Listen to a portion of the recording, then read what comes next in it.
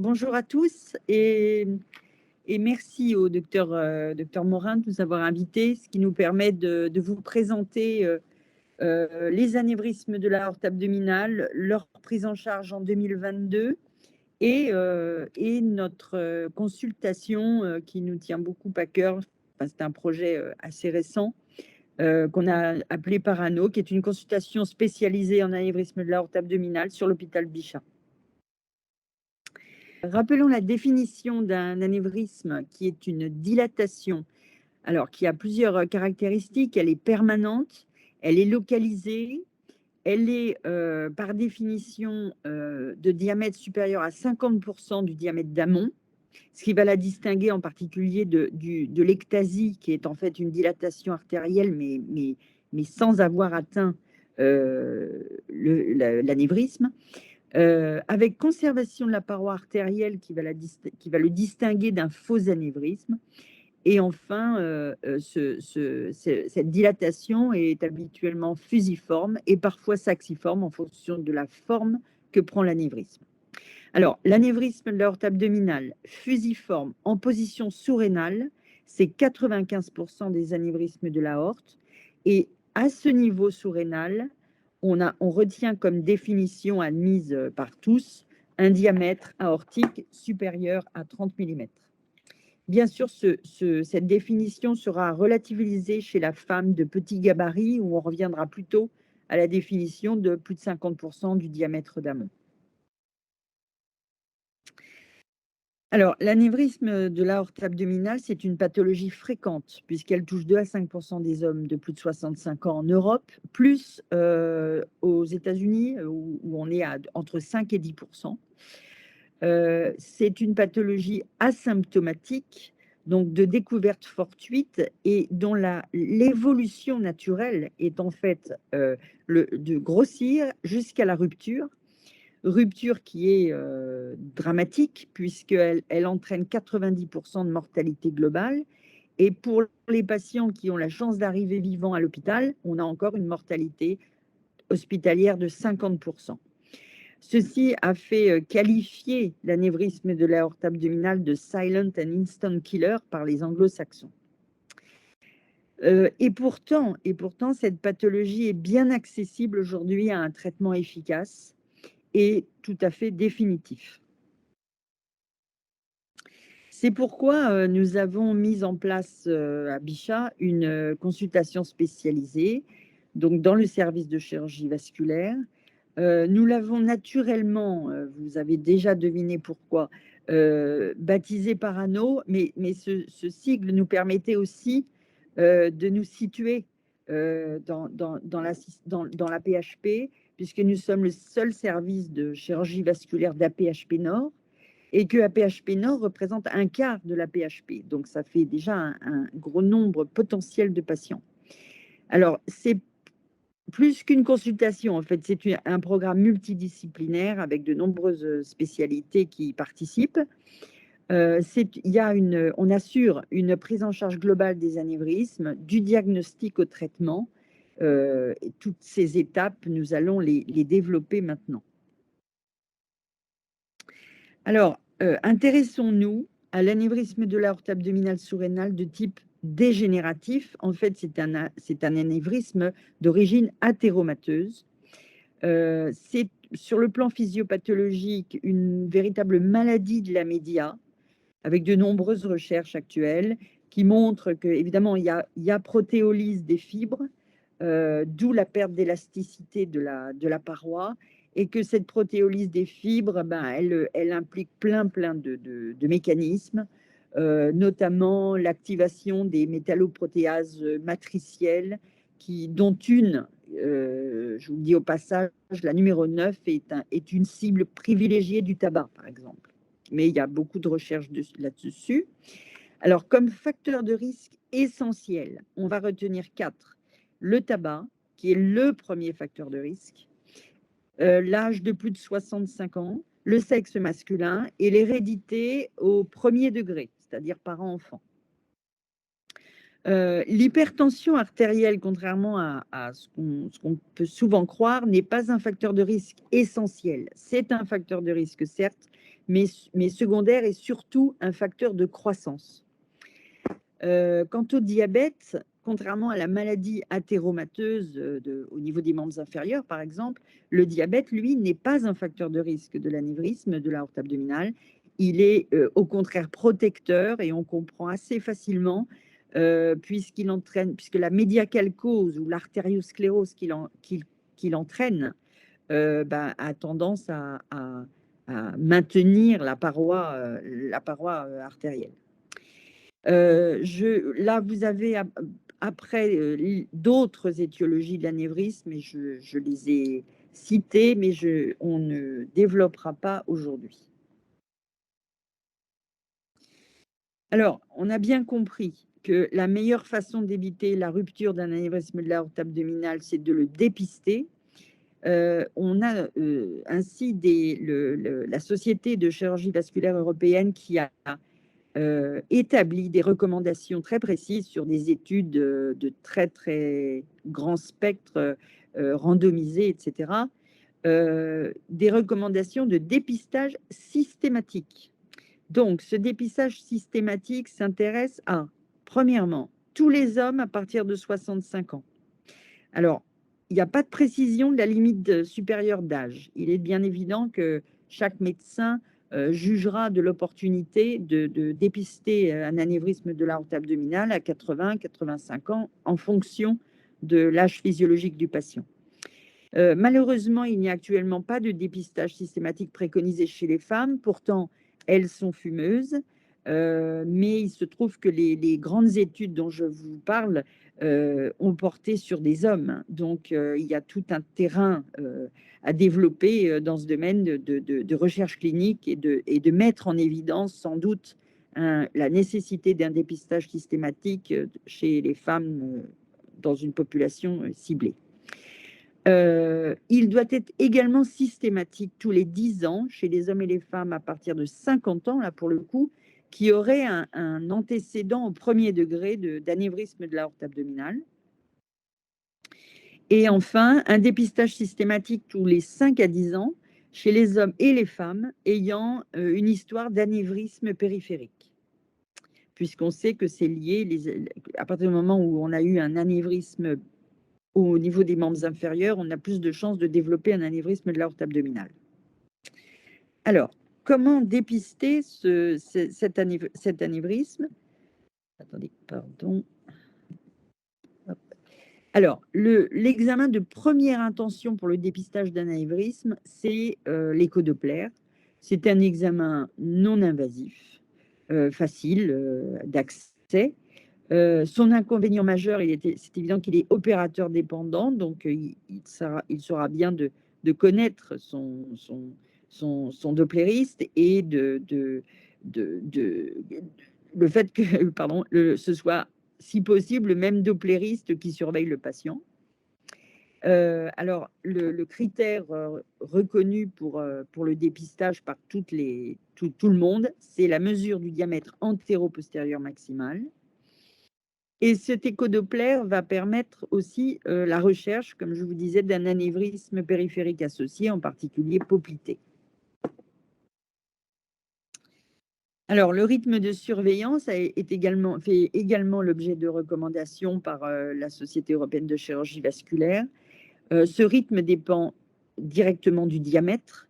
On fait appel ici à la loi de Laplace, qu'on a tous appris pendant nos études, qui relie la pression transpariétale au diamètre, avec une croissance exponentielle en fonction du diamètre.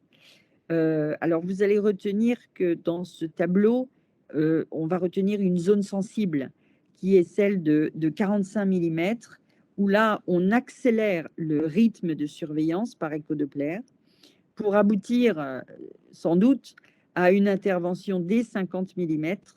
Un diamètre de 50 mm étant le moment, voire un petit peu avant, où l'échodoplaire est directement supplanté par le scanner, qui lui va devenir l'examen de référence avant un traitement. Bien, revenons au stade de surveillance, où on a donc une surveillance par échodoppler en fonction du diamètre, avec un rythme bien défini, mais aussi une prise en charge médicale. Alors, cette prise en charge médicale est celle de la maladie athéromateuse en général, avec un sevrage tabagique impératif, des règles hygiéno-diététiques habituelles, et 3 types de médicaments qui vont être systématiques: un antiagrégant plaquettaire, un antihypertenseur et une statine. Alors, l'antihypertenseur en particulier doit être instauré même chez les patients normotendus. Alors, il est bien évident que le traitement va commencer à très faible dose avec, sous surveillance, en privilégiant un IEC ou un sartan, selon les recommandations de la Société européenne de cardiologie. Pourquoi? Parce que d'abord, ils ont un effet vasculoprotecteur démontré, mais aussi une réduction de la mortalité d'origine cardiovasculaire chez le patient athéromateux. En dehors des coronariens, où on privilégiera plutôt les bêta-bloquants. Une statine systématique également, avec un taux cible de LDL très, très ambitieux, puisque toujours d'après la Société européenne de cardiologie, l'anévrisme de l'aorte abdominale place directement le patient dans le plus haut risque, hein, le très haut risque cardiovasculaire. Alors, je vous parlais des anévrismes associés. Bon, je cite l'anévrisme iliaque associé, qui, lui, est le plus souvent par extension au niveau de l'artère iliaque commune, mais surtout l'anévrisme poplité, qui passe, en cas d'anévrisme de l'aorte abdominale, il passe à une prévalence multipliée par au moins 15 fois, et qui, quand on en trouve un d'un côté, dans au moins une fois sur deux des cas, on le trouve également de l'autre côté. Donc, le dépistage est tout à fait licite. Alors, j'insiste pas longtemps, mais une question récurrente des patients, voilà, j'ai un père ou une mère ou une fille qui est mort d'un anévrisme intracérébral. Est-ce que c'est lié? Non, pas du tout. Évidemment, les deux pathologies n'ont aucun lien. Alors, les indications opératoires, on va retenir c'est la première avant tout, c'est un anévrisme de diamètre de plus de 50 millimètres en France, 55 millimètres dans les pays anglo-saxons. Ce diamètre sera revu un peu à la baisse à partir de 45 millimètres en cas d'anévrisme de croissance rapide, c'est-à-dire de plus de 1 cm par an, en cas de sexe féminin, et d'anévrisme saxiforme, où le niveau de rupture est plus bas. En dehors de cette indication usuelle et à froid, un anévrisme douloureux ou un anévrisme compliqué, je vous ai mis les complications ici, implique évidemment un transfert rapide dans un centre de chirurgie vasculaire pour prise en charge à court terme. Alors, une fois l'indication posée, le bilan du patient va comporter un bilan préopératoire qui fait également l'objet de recommandations. Alors, il faut savoir une chose, c'est que le SVS met encore les EFR systématiques chez tous les patients. Bon, et ça, c'était en 2019. Aujourd'hui, dans le service, les EFR sont très, très, très loin d'être systématiques, puisqu'en fait, 2/3 des patients vont avoir un traitement endovasculaire et non pas par chirurgie ouverte. Donc, ces EFR n'auront pas lieu d'être.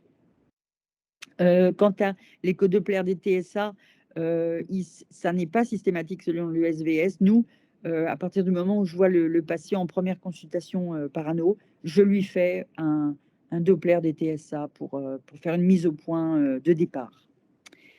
Voilà. Par ailleurs, bien sûr, le traitement médical va être poursuivi. Il sera débuté au moins un mois avant l'intervention si ça n'a pas été le cas avant. Maintien du sevrage tabagique, évidemment. Et puis, d'emblée, savoir que ce traitement, on le reverra après, mais sera poursuivi au long cours. Alors, il faut savoir une chose, c'est que le traitement anti-agrégant plaquettaire n'est pas interrompu pour l'intervention, même en chirurgie ouverte. Et je passe la parole à M. Castier. Bonjour, donc je vais continuer avec la partie un petit peu plus chirurgicale et endovasculaire. Alors pour le bilan de l'anévrisme, il y a un seul examen qui est indispensable, et cet examen il est indispensable, mais il est suffisant. C'est l'angioscanner de l'aorte abdominale.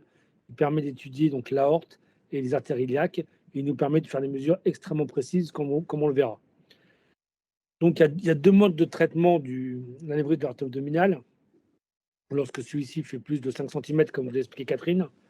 Il y a tout d'abord le traitement moderne et mini-invasif qu'on arrive maintenant à faire chez quasiment trois quarts des patients, qui est l'endoprothèse aortique. Et ensuite, le traitement, je dirais, de référence, l'ancien traitement, qui est la mise à plat greffe chirurgicale, qui concerne encore un quart des patients et qui nécessite donc un clampage aortique et une laparotomie. Alors, la première question qu'on se pose, c'est dans quelle structure il faut se faire opérer. Eh bien, il a été clairement établi que les meilleurs résultats sont obtenus lorsque les patients sont opérés dans un département de chirurgie vasculaire, c'est-à-dire qu'il a l'habitude des techniques nouvelles et modernes, ça c'est assez logique, et dans un département où il y a un volume de prise en charge de cet anévrisme qui est important. Il y a une corrélation vraiment significative entre le volume du centre et le taux de morbimortalité chez les patients, ce qui paraît assez logique. Il n'y a pas vraiment de chiffre seuil recommandé, malheureusement, mais en ce qui me concerne, moi j'estime que le seuil, c'est quand même, doit tourner, à mon avis, autour de 50 chirurgies par an, c'est-à-dire quand on est capable de dire qu'on fait au moins 1 à 2 fois par semaine cette chirurgie aortique. Alors, la mise à plat greffe chirurgicale, ça reste le traitement de référence, même si c'est de moins en moins pratiqué, puisque je vous répète, ça concerne environ un quart des patients en 2022. Un petit peu d'historique, un petit cocorico, puisque la première fois qu'on a traité de façon efficace un anévrisme de l'aorte abdominale, c'était en France, à l'hôpital Broussais, dans l'équipe de Charles Dubos, c'était en 1951. Et donc, ils avaient réséqué l'anévrisme à l'époque, ce n'était pas le même traitement, et ils avaient mis une allogreffe artérielle, c'est-à-dire en fait une aorte de cadavre. C'est seulement 1 an après, à New York, qu'une équipe a utilisé pour la première fois du matériel prothétique, donc ce qu'on fait maintenant en chirurgie, pour remplacer l'aorte. Donc, la réalisation de cette mise à plat, c'est une technique très rodée dans le département de chirurgie vasculaire. Donc, globalement, vous voyez, on clampe l'aorte, on ouvre le sac anévrismal et on suture une prothèse. Vous voyez à droite les deux montages les plus fréquents, c'est-à-dire le tube aorto-aortique ou alors le tube aorto-biliaque. Donc, la mise à plat, c'est juste le fait de mettre à plat l'anévrisme, et la greffe, c'est la greffe du tube. Donc, c'est un terme un peu barbare, mais en fait qui est assez simple à comprendre. On met à plat l'anévrisme, après on met une greffe de prothétique pour remettre en charge l'aorte. Alors, l'avantage de la chirurgie, c'est que c'est totalement adaptable. Il n'y a pas besoin d'avoir de conditions anatomiques particulières. On peut faire des revascularisations complexes. On peut faire un clampage au-dessus des artères rénales. On peut réimplanter une artère rénale comme on le voit à droite. On peut faire une revascularisation des artères hypogastriques comme on le voit au milieu de la diapositive. Enfin, il y a plein de solutions particulières. On fait un petit peu ce qu'on veut en chirurgie. Donc, les conditions anatomiques de patients ne sont jamais un frein à la technique. Alors, la mortalité de cette mise à plat greffe, et chez les patients qui ont un risque faible ou intermédiaire, la mortalité elle est inférieure à 3% dans les grandes séries. Chez nous, sur les années 2019-2021, elle est d'environ 1%. Je vous rappelle que je parle des patients à un risque faible ou intermédiaire. Bien sûr, la mortalité, elle augmente quand le patient est à risque élevé. Et les grands facteurs de risque de mortalité, il y en a 3 qui ont été vraiment retrouvés. C'est l'insuffisance cardiaque, l'insuffisance rénale et l'insuffisance respiratoire. Alors, la surveillance après chirurgie, ça a le mérite d'être extrêmement simple.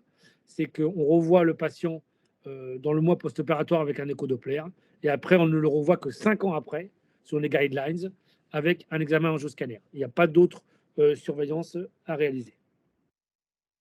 Abordons maintenant donc, le traitement mini-invasif moderne, l'endoprothèse aortique. Donc, on réalise, je vous répète, maintenant chez quasiment 3 quarts des gens.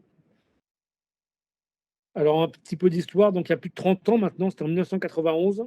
C'est un chirurgien argentin qui s'appelle Juan Carlos Parodi qui a traité pour la première fois un anévrisme de l'aorte abdominale par endoprothèse. C'était chez un patient à Buenos Aires.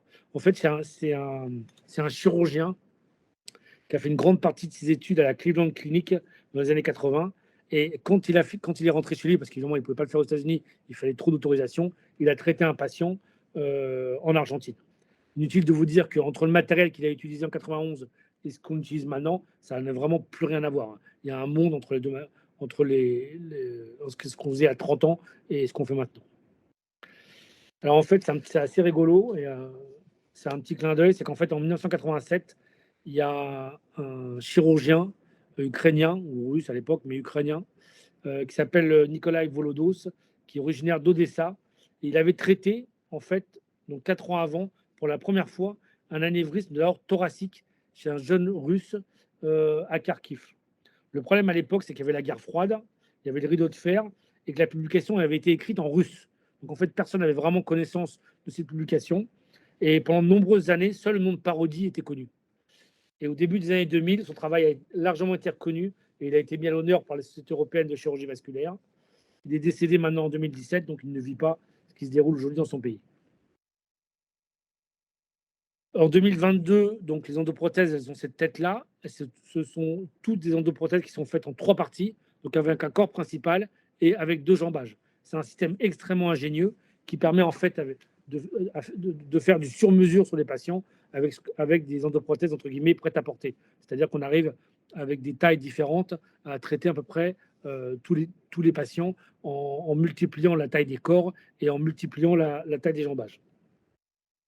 À partir de l'angioscanner, donc le chirurgien vasculaire, il fait ce qu'on appelle un sizing, c'est-à-dire il fait des mesures. Je ne vais pas vous détailler parce que ce n'est pas très intéressant pour vous, mais on fait de nombreuses mesures pour justement commander et faire la prothèse qu'on veut pour le patient choisi.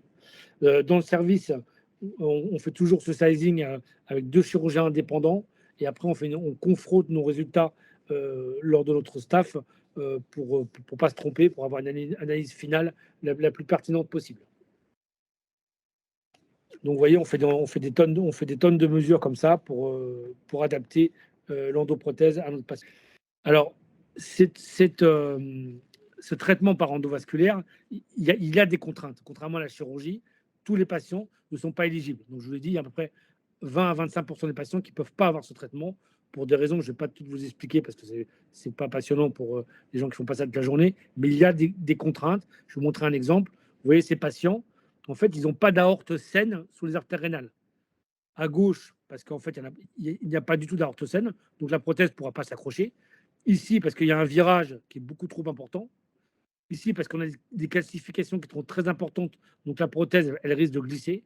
Donc, vous voyez, il y a quelques patients, environ 20%, comme je vous l'ai dit, qui ne peuvent pas avoir ce traitement, donc qui doivent être opérés ou bénéficier d'un autre traitement. Alors, la mortalité de l'endoprothèse aortique, chez les patients à risque faible ou intermédiaire, elle est faible. Elle est inférieure à 1,5% dans toutes les grandes études. Et globalement, quand il y a eu des études randomisées, elle était toujours plus faible que la mortalité de la chirurgie. Donc, je vous ai parlé tout à l'heure, on arrive à des chiffres inférieurs à 3%, mais là, c'est inférieur à 1,5% sur des séries de malades qui sont très importantes, que ce soit des études anglaises, américaines, hollandaises ou même françaises. Françaises, ce n'était pas significatif, mais globalement, il y a quand même plus d'essais dans le groupe chirurgie, dans le groupe endoprothèse. Alors, chez les patients à risque élevé, il n'y a jamais eu d'études randomisées parce que la mortalité, elle est à l'évidence plus faible avec le traitement endoprothèse. C'est absolument certain. Il n'y aura jamais chez les patients à risque élevé d'études randomisées parce que maintenant, c'est admis par tout le monde. Alors, quel est le protocole de surveillance lorsque les patients ont une endoprothèse aortique? Eh bien, il est un petit peu plus compliqué puisque ce n'est pas un écho-doppler qu'on fait dans le mois, mais c'est un angioscanner. C'est absolument indispensable. Donc, sur cet angioscanner, dans 75% des cas, il n'y a aucun problème et le patient est guéri, c'est-à-dire qu'il n'a pas d'endofuite, tout est parfait. Et donc, il rejoint la surveillance d'un acte chirurgical, c'est-à-dire qu'on le revoit uniquement à 5 ans avec un angioscanner. Par contre, alors là, vous avez un résultat qui est excellent. Donc, l'endoprothèse est en place. Vous voyez que l'anévrisme, il est complètement exclu. Vous voyez le gros anévrisme qui est thrombosé. Donc, il y a eu thrombus qui s'est mis autour de l'endoprothèse. Il n'y a pas d'endofuite, il n'y a pas de fuite, tout est parfait. Et donc, ce patient-là, il a eu son scanner dans le mois après l'opération et on ne reverra que dans 5 ans. Par contre, il y a un petit tendon d'Achille au niveau de leurs endoprothèses aortiques, c'est qu'il peut y avoir ce qu'on appelle des endofuites, surtout les endofuites de type 2, parce que les autres endofuites sont beaucoup plus rares et souvent dû à un problème, je dirais, plus de mise en place ou de mauvais sizing, etc. Endofuite de type 2, on n'y peut rien, c'est comme ça. Il y a quelques patients qui en ont. C'est en fait des artères lombaires ou l'artère mésentérique inférieure qui circulent et qui font une fuite autour de la prothèse. Donc, je vous ai mis un cas caricatural à droite. On voit la fuite autour de la prothèse. Ce n'est pas la prothèse qui fuit, en fait. C'est juste les artères mésentériques inférieures et les artères lombaires qui communiquent entre elles. Et donc, il y a du sang dans le sac anévrismal. Donc, on ne va pas rentrer dans les détails, mais globalement, ces patients-là, ils ont besoin d'être suivis de façon plus importante, avec des scanners de façon plus régulière, jusqu'au moment où cette fuite disparaît. Parce que cette fuite, elle disparaît dans une grande majorité des cas. Et si elle ne disparaît pas et que l'anévrisme continue à augmenter, alors il faut agir sur ces fuites. Et c'est un traitement radiologique, ce n'est pas un traitement chirurgical. Mais vous voyez que l'endoprothèse aortique nécessite un peu plus de surveillance, parfois un peu plus compliqué au niveau de la surveillance que le traitement chirurgical. Donc, en résumé, qu'est-ce qu'on peut retenir sur le traitement de l'anévrisme par endoprothèse? Pour un moment, cette endoprothèse, c'est le premier choix en 2022. D'accord? Si on peut la faire, en général, on la fait. C'est moins morbide et ça a une mortalité plus faible que la chirurgie, globalement. Mais ça nécessite souvent une surveillance un peu plus astreignante et parfois des interventions pour les endofuites. Et on rappelle encore que l'endoprothèse, elle n'est pas possible chez 20 à 25% des cas des patients, c'est-à-dire en gros un quart des patients ne peut pas avoir d'endoprothèse. Alors, pour conclure, je reprends la parole. Donc, évidemment, ce patient, une fois traité, ne va pas disparaître dans la nature. Et la prise en charge à long terme sera essentiellement une poursuite du traitement médical commencé avant l'intervention, avec les règles hygiéno-diététiques, le sevrage tabagique. Le traitement médicamenteux avec les 3 types de traitements va continuer. Et puis, bien sûr, on n'oubliera pas de dépister d'autres maladies qui sont liées au tabac chez ce patient fumeur. Et pour terminer, ne pas oublier de dépister à long terme, tous les 5 à 10 ans, comme le recommande la Société de chirurgie européenne, dépister les anévrismes associés tous les 5 à 10 ans par échodoppler. Voilà, merci beaucoup. Merci beaucoup. Merci à vous deux, merci pour votre présentation. Est-ce que vous avez quelques questions? N'hésitez pas à activer vos micros si vous en avez. Moi, j'en ai une toute petite. Mettons qu'un patient vienne pour toute autre chose en salle, quelque chose qui nécessite un scanner abdominal. On découvre cet anévrisme. On est censé du coup le mettre dans un circuit d'anévrisme de l'aorte abdominale et de suivi. Et on initie du coup statine, IEC, antiagrégant à ce moment-là? Ah oui, tout à fait, oui, oui. En fait, moi, je n'initie absolument pas le traitement à part l'antiagrégant plaquettaire. Souvent, je prescris pour 1 mois. Mais il est évident que une fois que j'ai vu le patient, je fais un courrier et comment dirais-je, je laisse le médecin traitant mettre en place ce traitement puisqu'il va nécessiter une surveillance et un suivi rapproché. Mais sauf. Mais vous, oui, bien sûr, dans le cadre. Non, parce que c'est vrai que ce sont des recommandations de traitement méconnues, en tout cas peut-être pas assez connues. J'ai l'impression, notamment ces recommandations de dépistage d'une part, et puis de traitement lorsque le diagnostic est fait pour éviter ou retarder une chirurgie. Donc, ok, parce que voilà, je le disais en introduction, il nous arrive de découvrir un peu fortuitement des anévrismes comme ça et de ne pas savoir quoi en faire. Et parfois même, c'est pas bien que ça se retrouve pas forcément dans le compte-rendu de sortie avec ce compte-rendu de scanner qu'on a un petit peu tronqué pour la sortie. On se revoit le 24 novembre prochain pour le prochain staff. Il n'y en aura pas en octobre car il y a les vacances de la Toussaint. Bon après-midi à tous. Encore merci à vous pour votre présentation. Et puis à dans 1 mois et demi maintenant.